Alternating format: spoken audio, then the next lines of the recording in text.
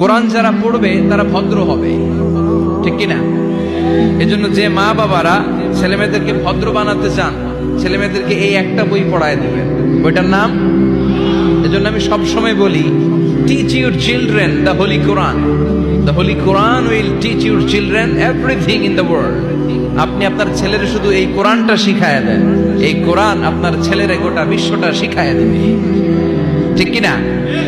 কারণ কোরআন পড়লে আপনার ছেলে ভদ্র হবে, মার্জিত হবে, সুশিক্ষিত হবে। কারণ কোরআনের প্রথম কথাই হচ্ছে পড়ো।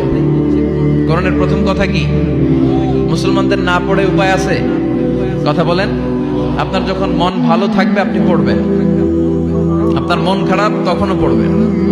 সুস্থ আছেন পড়েন, অসুস্থ পড়েন, দেশে আছেন পড়েন, দেশের বাইরে পড়েন, মারা যাচ্ছেন তখনও পড়বেন, পড়তে পড়তে মরবেন, ঠিক কিনা?